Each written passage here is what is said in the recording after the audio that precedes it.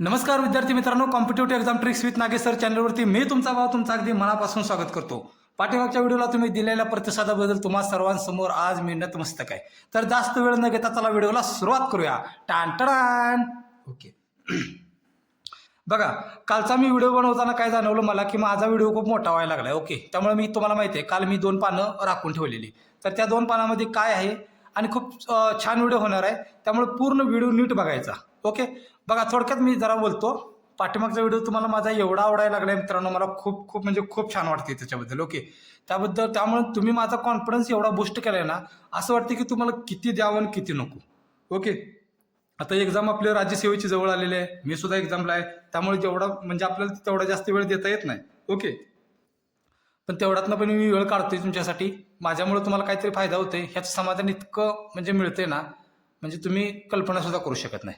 Okay, म्हणजे पैसा घेतल्यानंतर मिळाल्यानंतर जेवढं समाधान माणसाला मिळतं त्यापेक्षा माझ्यामुळे तुम्हाला फायदा होतो ह्याचं समाधान माझ्यासाठी खूप महत्त्वाचं आहे. ओके, तर चला जास्त लांबड लावत नाही ना, तुम्ही निघून जाशील. चला आजच्या व्हिडिओला सुरुवात करूया. बघा, संघराज्य व त्याचे राज्यक्षेत्र. संघराज्य व त्याचे राज्यक्षेत्र. ओके, भाग 1 मध्ये येते. ओके, कलम 1 मध्ये काय सांगतं?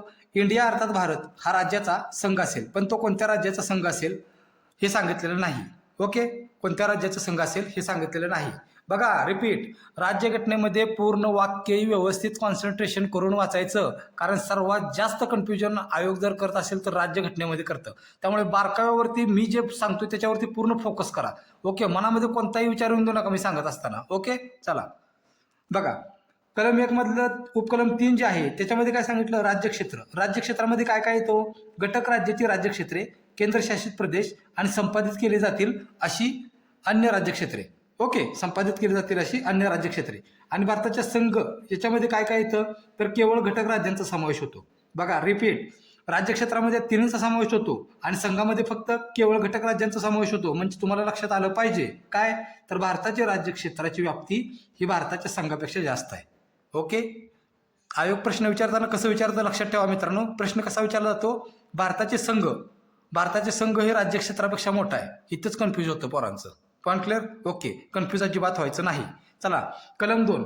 कलम 2 मध्ये काय? नवीन राज्य दाखल करून घेणे. नवीन राज्य दाखल करून घेणे किंवा स्थापन करणे. कलम 3 मध्ये काय? संसदेला नवीन राज्याची निर्मिती करता येईल. बघा, हे कलम 2 आणि 3 तुम्ही म्हणला नवीन राज्याची निर्मिती, खूप बारकावा आहे लक्षात ठेवा याच्यामध्ये. तुम्हाला इथं दिसते का? बघा. ओके, मी इथं जरा काढून दाखवतो. बघा, हे ऑलरेडी जर राज्य असेल, ओके, हे ऑलरेडी राज्य असेल तर नवीन राज्य यात म्हणजे दाखल करून घ्यायचं. ते कलम 2 मध्ये. ओके, आणि हे एक ऑलरेडी राज्य आहे. ओके, ह्याच्यापासून एखादं नवीन राज्य तयार करायचं आणि त्याचं राज्यक्षेत्र, नाव बिव सगळं बदलायचं हे कलम 3 मध्ये. हा यातला बारकावा आहे लक्षात ठेवा. समजला? आय थिंक तुम्हाला समजलं असेल. बघा, प्रश्न ह्याच्यावरती विचारत नाहीत. ओके, प्रश्न विचारतात कशावर ते लक्षात ठेवायचं आहे. ओके, तर ते विचारतात कशावर ते पूर्ण लक्ष देऊन बघा. ओके, पूर्ण लक्ष देऊन बघा. बघा, उद्याच्या परीक्षेमध्ये पण तुम्हाला ह्याच्यावरती प्रश्न कदाचित नक्की दिसेल असं माझं मन मला सांगते. ओके, तर बघा काय आहे. तर नवीन राज्य निर्मितीची प्रोसेस काय आहे बघा. या संबंधीच्या विधेयकाला राष्ट्रपतीची संमती आवश्यक असते. कळलं का? या संबंधीच्या विधेयकाला राष्ट्रपतींची संमती आवश्यक असते. अशी शिफारस करण्यापूर्वी राष्ट्रपतींना ते विधेयक संबंधित राज्याच्या विधिमंडळाकडे पाठवावे लागते. बघा, ओके, ठीक आहे. त्यासाठी राष्ट्रपती कालावधी निर्दिष्ट करू शकतात. आता ही उगाच कन्फ्यूज करायला मोठे मोठे शब्द असतात. म्हणजे कालावधी राष्ट्रपती ठरवून देऊ शकतात असं त्यांना म्हणायचं आहे.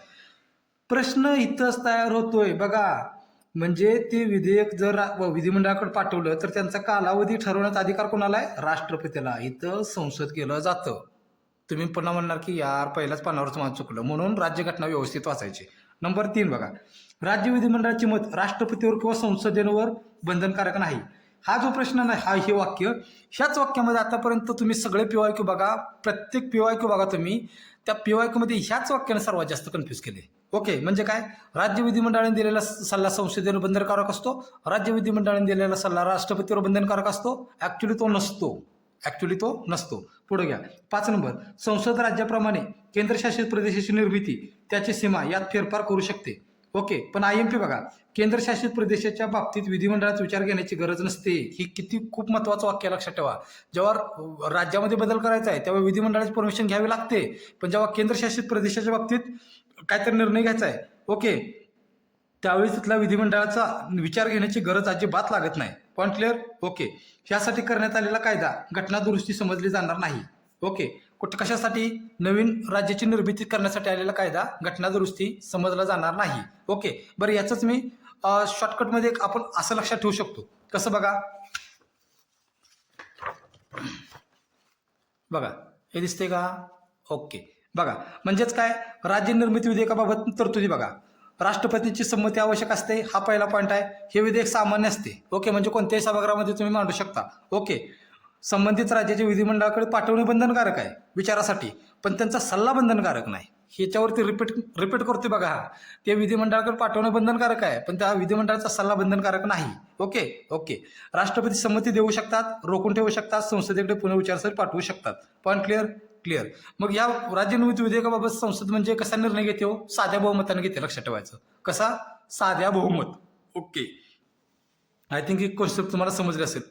जास्त जेवले म्हणून जरा ढेकरी आल्यासारखं व्हायला लागले. ओके, समजून घ्या. चला, भाषावर राज्य पुनर्रचनेबाबत जेवढं विचारते तेवढेच मी या ठिकाणी लिहिलेलं आहे. ओके, जेवढं विचारले तेवढंच लिहिणार आहे. बघा, एस.के. आयोग 1948 आहे. ते काय म्हणाले? राज्य पुनर्रचनेसाठी प्रशासकीय सोय मुख्य निकष असावा, भाषा आणि संस्कृती निकष असू नये. भाषा आणि संस्कृती निकष असू नये. पण ते त्याच वेळी काय म्हणले? पण आंध्र प्रदेश निर्मितीला त्यांनी अनुकूलता दर्शवली. बस, याच्यावर आतापर्यंत विचारलेला नाही प्रश्न. ओके. प्रश्न कसा येतो मी तुम्हाला फंड सांगणार आहे, फक्त एवढं लक्षात ठेवा. जेव्हीपी समिती 1949 भाषिक आधारावर अनुकूलता यांनी पण दर्शवलेली नाही. ओके, ठीक आहे, ठीक आहे. ओके. आता प्रश्न याच्यावरती असतो, त्यामुळे फुल फोकस इथं करायचा. बघा, राज्य पुनर्रचना आयोग 1953चा, त्या राज्य पुनर्रचना आयोगाला पाक आयोग सुद्धा म्हणतात. पाक आयोग का म्हणतात? तर पी म्हणजे होतात पन्नीकर, त्याच्यामध्ये होते के.एम. पन्नीकर, ए म्हणजे होते अली फजल अली, आणि के म्हणजे होते कुंजरू, हृदयनाथ कुंजरू. ते पाक केले ना, ते आडनावावरून केले, लक्षात ठेवा. ओके. मग बऱ्याच वेळा प्रश्न कसा विचारलाय बघा याच्या राज्यघटनेवरती. राज्य पुनर्रचना आयोगाचे अध्यक्ष पन्नीकर होते? नाही. राज्य पुनर्रचना आयोगाचे अध्यक्ष हृदयनाथ कुंजरू होते? चूक. किंवा बघा, अध्यक्ष ते बरोबर देतात आणि सदस्य चुकवतात. ह्याच्यावरती फोकस करायचे जास्त. तुम्ही म्हणाल आम्हाला लक्षात राहत नाही, मी कशाला आहे? मी तुम्हाला ती सोप्या पद्धतीने लक्षात ठेवायचं कसं हे सांगण्यासाठीच आहे, आणि तोच आपल्या चॅनलचा मेन उद्देश आहे, लक्षात ठेवा. ओके. पाक आयोग म्हणलं की मध्ये काय हो? ए आहे, ए अली, म्हणजे लक्षात ठेवायचं अध्यक्ष मध्ये बसलेत. अध्यक्ष काय झालेत? मध्ये बसलेत. पाक आयोग म्हणलं की ए म्हणजे अली, अध्यक्ष मध्ये बसलेत. एवढ्यावर तुम्हाला लक्षात राहायला पाहिजे की अध्यक्ष फजल अली आहेत. Point clear? ओके. चला, बघ, ह्या आयोगानं काय शिफारस केली हो? तर भाषिक आधारावर राज्याची पुनर्रचना करण्यास त्यांनी मान्यता दिली, पण एक राज्य एक भाषा तत्वाचा अस्वीकार केला. हे एक वाक्य असं आहे ना, हे वाक्य आणि ते राज्य विधिमंडळाचा सल्ला बंधनकारक असतो राज्य निर्मिती करताना, या दोनच वाक्यामध्ये आयोग कन्फ्यूज करतं. ओके. म्हणजे कसं? राज्य पुनर्रचना आयोग एक राज्य एक भाषा तत्वाचा अस्वीकार केला, इथं अस्वीकार काढला जातं आणि तिथं स्वीकार केला जातो असं टाकलं जातं. बघा तुम्ही आतापर्यंतचे क्वेश्चन, तुम्हाला समजून जाईल. ओके. ओके. राज्य पुनर्रचना आयोगानं काय शिफारस केली? 16 राज्य व 3 केंद्रशासित प्रदेश निर्माण करण्याची शिफारस केली. याच्यावरती बऱ्याच वेळा विचारलाय, बऱ्याच वेळा इथं गंडवले. इथं 15 केले, इथं 2 केले, इथं 17 केले, इथं 3 केले, असं आयोग फसवतं, लक्षात ठेवा. त्यामुळे म्हणलं ना तुम्हाला, राज्यघटना तुम्ही सोपं समजता, अजिबात सोपं नाही. राज्यघटना तेव्हा सोपी होते ज्यावेळेस तुम्ही दररोज त्याच्या टचमध्ये राहता. ओके. दररोज टचमध्ये राहायला लागते त्याच्या. ओके. चला पुढं. मग एक कायदा कुठला केला? राज्य पुनर्रचना कायदा 1955चा केला. राज्य पुनर्रचना कायदा 1955चा, लक्षात ठेवा. मग या राज्य पुनर्रचना कायद्याने काय केलं? मग 14 राज्ये आणि 6 केंद्रशासित प्रदेश निर्माण करण्यात आले. 14 राज्य आणि 6 केंद्रशासित प्रदेश निर्माण करण्यात आले. पॉईंट केलं का? म्हणजे राज्य आयोगानं किती सांगितलं होते? 16. आता मी असं 16 वेळा म्हणत नाही, आता डायरेक्ट 163 म्हणा, म्हणजे लक्षात येते, आणि ते 146 म्हणा. ओके. ओके. म्हणजे इथं पहिलं काय घ्यायचं? 16 राज्ये आणि 3 केंद्रशासित प्रदेश झाले किती? 14 राज्ये आणि 6 केंद्रशासित प्रदेश. असंच करायचं, असंच लक्षात ठेवायचं, आणि तरच लक्षात राहणार, लक्षात ठेवा. नाही तर रिव्हिजन करत राहाल, काय म्हणतात ते, पुढं पाठ आणि पाठीमागं सपाट, असं करण्यात काय अर्थ नाही. Point clear? क्लिअर. मला वाटतं तुम्हाला समजलं असेल. ओके. हां, संघराज्या बाबतीत बघा, एक आयोगाचा आवडता प्रश्न आहे अजून एक. ओके. ती वैशिष्ट्ये मी तो याचा सेपरेट व्हिडिओ घेणार होतो, पण आता यामध्येच घेणार आहे. ओके. ओके. दिसते का? बघा, दिसते का? हां, दिसते. ओके. बघा, भारतीय घटनेतील संघराज्य वैशिष्ट्ये आणि भारतीय घटनेतील एकात्मक वैशिष्ट्ये. संघराज्य वैशिष्ट्ये आणि एकात्मक वैशिष्ट्ये. बघा मित्रांनो, हे पॉईंट मला वाटते तुम्ही बऱ्याच वेळा वाचला असेल.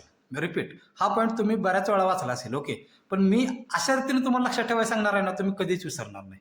कधीच विसरणार नाही, मी तुम्हाला गॅरंटी देतो. ओके, मला माझ्या म्हणजे खरंच टीचिंगवर माझा कॉन्फिडन्स आहे. मला समजून सांगायला खूप आवडतं यार, खूप आवडतं. आणि ते सोप्या पद्धतीने सांगायला तर अतिशय आवडतं. Point clear? ओके. बघा, संघराज्य वैशिष्ट्य कसं लक्षात ठेवायची? बघा, संघ राज्य ह्या शब्दाचीच फोड करायची. संघ, संघ आणि राज्य. ओके, म्हणजे राज्यासोबत, राज्यासोबत इकडं पण आहे तिकडं पण आहे. बघा, संघराज्य म्हणजे कसं लक्षात ठेवायचं? इकडं पण आहे तिकडं पण आहे म्हणजे दोन आहे ती. रिपीट, इकडं पण आहे तिकडं पण आहे म्हणजे दोन आहे ती. म्हणजे बघा, स्वतंत्र न्यायव्यवस्था, इकडं सर्वोच्च न्यायालय, तिकडं उच्च न्यायालय म्हणजे दोन झाली, असं लक्षात ठेवायचं. संघराज्य म्हणलं की आपल्याला दोन हा आकडा लक्षात ठेवायचा. दोन म्हणजे मी लक्षात ठेवायचं टेक्निक सांगायला लागलो बरं का, नाही तर तुम्ही म्हणशील असं कुठेच नाही. मी लक्षात ठेवायचं टेक्निक सांगायला लागलो. संघराज्य म्हणलं की दोन आकडा लक्षात ठेवायचा. स्वतंत्र न्यायव्यवस्था म्हणजे दोन न्यायव्यवस्था, इकडे सर्वोच्च इकडे उच्च. Point clear? क्लिअर. अधिकाराची विभागणी या नावातच विभागणी आहे, त्यामुळे ही संघराज्यात्मक वैशिष्ट्य असणारच आहे, त्याच्याबद्दल अजिबात डाऊट नाही. Point clear? क्लिअर. द्विगृह संसद नावातच दोन आहे, नावातच दोन आहे, ह्याच्यामध्ये पण तुम्हाला डाऊट असता कामा नये, कारण नावातच दोन आहे, कारण संघराज्य म्हणजे डिवायडेशन आहे. ओके. दुहेरी शासन पद्धती नावातच दोन आहे, नावातच दोन आहे, त्याच्यामुळे तुमच्या लक्षात राहणार म्हणजे राहणारच. Point clear? क्लिअर. मग पॉईंट कुठं मिळतोय मित्रांनो? तर लिखित घटना, घटनेची सर्वोच्चता आणि घटनेची ताठरता, ह्या पॉईंट पण संघराज्याची वैशिष्ट्य आहेत. ही कशी लक्षात ठेवायची? आता हे दोन आणि हे दोन तर लक्षात राहिले तुमच्या. राहिले का? राहिले असेल तर हात नाही, सॉरी, तुम्ही हात कसा वर करणार? ओके, जाऊ द्या, सोडून द्या. ओके. स्वतंत्र न्यायव्यवस्था, अधिकाराची विभागणी आणि दुहेरी संसद आणि दुहेरी शासन पद्धती. Point clear? क्लिअर. आता बघा, लिखित घटना, घटनेची सर्वोच्चता आणि ताठरता लक्षात कसं ठेवायचं? बघा तुम्हाला इलॉन मस्क माहिती आहेत? त्यांची कंपनी कुठली आहे? टेस्ला. कुठली कंपनी आहे? Tesla company. तर टेस्ला कंपनी तर लक्षात ठेवा. ओके. टे म्हणजे घटनेची ताठरता, स म्हणजे घटनेची सर्वोच्चता, ल म्हणजे घटनेची लिखित घटना. किती सोपं आहे. झाला, विषय संपला. संघराज्यात्मक वैशिष्ट्य संपली. आता तुम्ही कधीच विसरणार नाही. एक तर 2-2-2-2 आठवलं पाहिजे, नाहीतर टेस्ला कंपनी आठवलं पाहिजे. त्याच्यावरून तुम्ही एलिमिनेशन मेथडनं डायरेक्ट उत्तरापर्यंत पोहोचू शकता. Point clear? क्लिअर. चला पुढं. आता एकात्मक वैशिष्ट्य बघा. आता एकात्मक वैशिष्ट्ये. ओके. आता एकात्मक वैशिष्ट्य कुठले आहेत? प्रभाव केंद्र, घटक राज्याचे अभंजक नाहीत, एकच राज्यघटना, घटनेची लवचिकता, आणीबाणीची तरतूद, एकरी नागरिकत्व, एकात्मिक न्यायव्यवस्था, अखिल भारतीय सेवा, एकात्मिक निवडणूक यंत्रणा, एकात्मिक लेखापरीक्षण व्यवस्था, राज्यपालाची नेमणूक, राज्य विधेयकावरील नकाराधिकार, राज्यसूचीतील संसदेचा प्राधिकार. ओके. तुम्ही म्हणाल एवढा आहे, बापरे, आता लक्षात कसं ठेवू? मेव. ओके. लक्षात कसं ठेवायचं? बघा, एकात्मक वैशिष्ट्य बघा कसं लक्षात ठेवते मी आता. एकात्मक ह्या शब्दामध्ये पहिल्यांदा काय हो? ए आहे. तर ए वाली गोल करून घ्या. एकरी नागरिकत्व, एकात्मक वैशिष्ट्य, एकात्मिक न्यायव्यवस्था, एकात्मिक न्यायव्यवस्था. ओके. एकात्मक वैशिष्ट्य. नंतर एकात्मक निवडणूक यंत्रणा, त्यात पण ए आहे, ते पण एकात्मक वैशिष्ट्य. एकात्मक लेखापरीक्षण, ते पण तुमचं एकात्मक वैशिष्ट्य आहे. Point clear? हां, इथे एक राहिलं बघा. एकच राज्यघटना, हे सुद्धा एकात्मक वैशिष्ट्य आहे. इथं कन्फ्यूज करायसाठी हे टाकलं जातं, लक्षात ठेवा. एकच राज्यघटना, अजिबात नाही, तसं नाही चालणार. ओके. लिखित घटना, घटनेची सर्वोच्चता, घटनेची ताठरता, ही घटनेबद्दलचे शब्द इथंच आहेत, म्हणून टेस्ला शब्द केला, लक्षात ठेवा. ओके. व्हिडिओ मोठा झाला तर चालेल, पण एकदाच बघायचा, कायमस्वरूपी लक्षात ठेवायचा. सारखं हे जर इकडं बघा निम्म, तिकडं जावा निम्म, तिकडं हे पुस्तक बदला, ते पुस्तक बदला, अजिबात करत बसायचं नाही. ओके. ओके. चला, म्हणजे ए म्हटलं की ए वाले पॉईंट बघा. एकच राज्यघटना, एकेरी, एकात्मिक, एका बाजूला काढले का? काढले. ओके. आता तुम्ही म्हणाल, आता हे कसं लक्षात ठेवायचं? माझं साधं सोपं उत्तर आहे. काय? ओके. ए वाली तुम्हाला ओळख आली. ऑप्शनमध्ये असणार आहे. आणि हे तुम्ही लक्षातच ठेवले, 2-2 आणि टेस्ला. म्हणजेच काय? हे 7 जर लक्षात राहिले तुमच्या, तर ह्यामध्ये जे नाही ते एकात्मक वैशिष्ट्य. ओके. ह्यामध्ये नाही ते एकात्मक वैशिष्ट्य. संपलं विषय.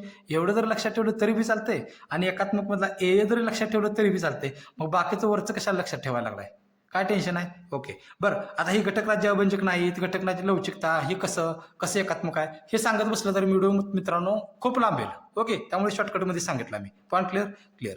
चला पुढं. ह्याच्यात काय नाही वाटतं.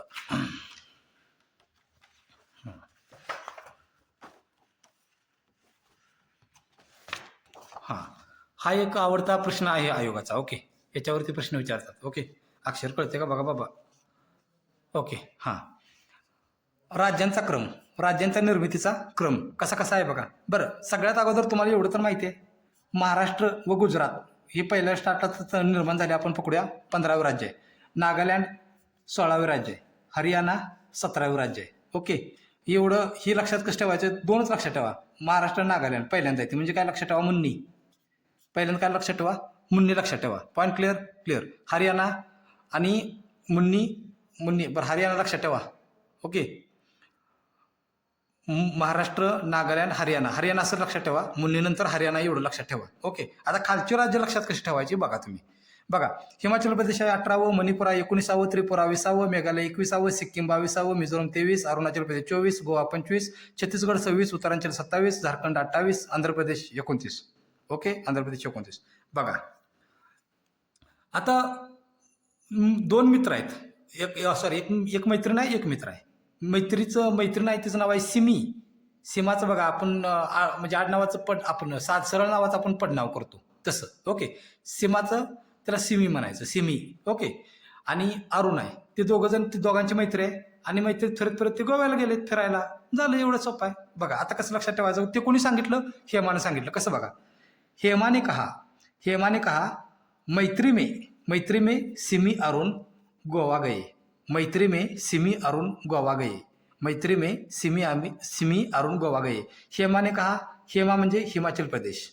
Okay okay. मैत्री पहिलं म आहे ना, म ते आहे मणिपूर. त्रि आहे ते आहे त्रिपुरा. मे आहे ते नावाप्रमाणे मेघालय. सी आहे ते सिक्कीम. मी आहे ते मिझोरम. अरुण आहे ते अरुणाचल प्रदेश आणि गोवा आहे ते गोवा. किती सोपं आहे, किती सोपं आहे, एकदम सोपं आहे. ओके, हे खूप सोपं आहे बरं का. बरं, तुम्ही म्हणाल मला आठवलंच नाही. सिमी अरुण तर आठवलं का नाही. सिक्कीम, मिझोरम, अरुणाचल प्रदेश कुठे गेली ती, गोव्याला. एवढं जरी आठवलं तरी तुम्ही इलिमिनेशन मेथडनं उत्तर काढू शकता. Point clear. क्लिअर. ओके, चला आता पुढचा पॉईंट काय होता आपला, नागरिकत्व. बघा, नागरिकत्व आता ओके, बघा नागरिकत्व भाग 2. बघा, हे घटनेचे जे भाग आहेत ना ते पण लक्षात ठेवायचं. खूप फनी ट्रिक आहे बरं का. मग आता काय करतो, हे आपलं नागरिकत्व झालं की मी तुम्हाला 4 भाग, म्हणजे पहिला भाग आहे केंद्र राज्य संबंध, भाग 2 आहे तुमचं नागरिकत्व, भाग 3 आहे तुमचं मूलभूत हक्क आणि भाग 4 आहे तुमचं मार्गदर्शक तत्वे. हे कसं लक्षात ठेवलं मी तुम्हाला नंतर सांगेन. ओके, चला. नागरिक आपल्या राज्य संस्थेचे सदस्य असतात. असणं स्वाभाविकच आहे ना, पाहिजेच. त्यामुळे त्यांना सर्व नागरी व राजकीय हक्क मिळतात. तुम्ही म्हणाल हे सेंटेन्स का केलं, अरे इथंच गंडवलं जाते बाबा. म्हणजे कसं बघा, नागरिक आपल्या राजसंस्थेचे सदस्य असून त्यांना फक्त नागरी हक्क मिळतात, राजकीय नाही.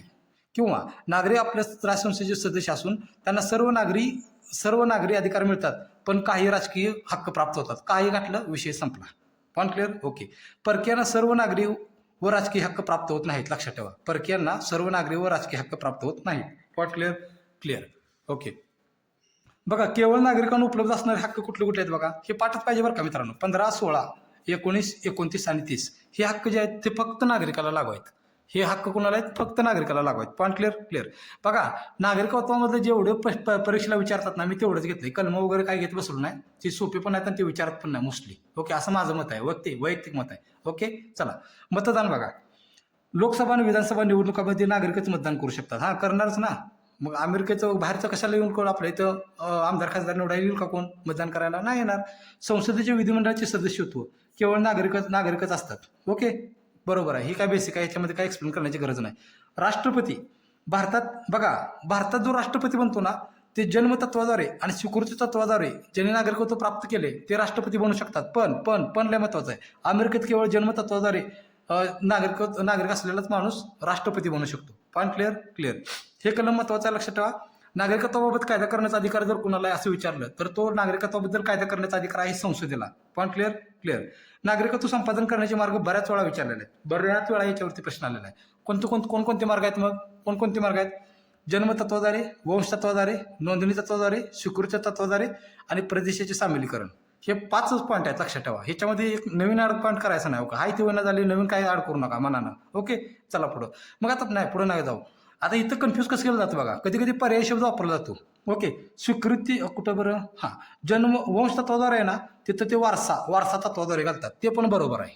पर्याय शब्द वापरला की आपण कन्फ्यूज होतो. इथं म्हणजे वारसा घालतात, मी इथे लिहून टाकतो सोडा, व तुमचं कन्फ्युजन नको. वारसा आणि प्रदेशाचे सामील करणार ना, प्रदेश काढतात आणि तिथं भूप्रदेश घालतात. ओके, म्हणजे राज्यघटनेमध्ये काहीही करता येते, लक्षात ठेवा, काहीही. मग राज्यघटनेमध्ये बघा लॉजिक ट्रिक आहे, अजिबात भानगड नाही, त्याला कॉन्सेप्टच क्लिअर लागते. पण क्लिअर क्लिअर. बघा नोंदणीबाबत काय, मूळ भारतीय असणारा नोंदणीसाठी अर्ज करण्यापूर्वी 7 वर्ष तो भारतात निवास केला पाहिजे, तर तो नोंदणी करू शकतो, तरच तो नोंदणी करू शकतो. आणि ही एक IMP फॅक्ट आहे, लक्षात ठेवा, महत्वाचा पॉईंट आहे. परकीय मुलीने लग्न, आता असं सांगतो, जर परकीय मुलगी आहे ना का, परकीय देशातली, आणि तिने आपल्या भारतातील पुरुषासोबत लग्न केलं, आणि लग्न केल्यानंतर ती म्हणली की मी तुमच्या भारतात आले आहे सून म्हणून आणि मला लगेच नागरिकत्व द्या, अजिबात नाही दिदी, तसं अजिबात चालणार नाही. मग काय करायचं, तू पहिल्यांदा आमच्या मुलासोबत 7 वर्ष तू इथं राहून दाखव, नांदून दाखव, मगच तुला नागरिकत्व. म्हणजे पॉईंट लक्षात आला तुमच्या लक्षात आला का? मी काय म्हटलं, लग्न जर केलं तर 7 वर्ष जोपर्यंत राहत नाही तोपर्यंत ती नागरिकत्व प्राप्त करू शकत नाही. Point clear clear. मला वाटतं तुम्हाला समजलं असेल. ओके, पुढे बघा. दिसते का? दिसते. हे मी दिसते काय, दिसते का, काय म्हणतो माहिती आहे का, आपला सेटअप एकदम छोटा आहे. ओके, इथं बघा कॅमेरा पण मीच आहे, आपलं 200 रुपयाचं स्टँड आहे, ते लावणारा पण मीच आहे, मोबाईल शूटिंग करणारा पण मीच आहे, एडिटिंग करणारा पण मीच आहे, सांगणारा पण मीच आहे, शिकवणारा पण मीच आहे, लिहिणारा पण मीच आहे. ओके, त्यामुळे सारखं ॲडजस्ट करावं लागते. ओके, तुम्ही घेताय समजून, छान वाटते. चला पुढं.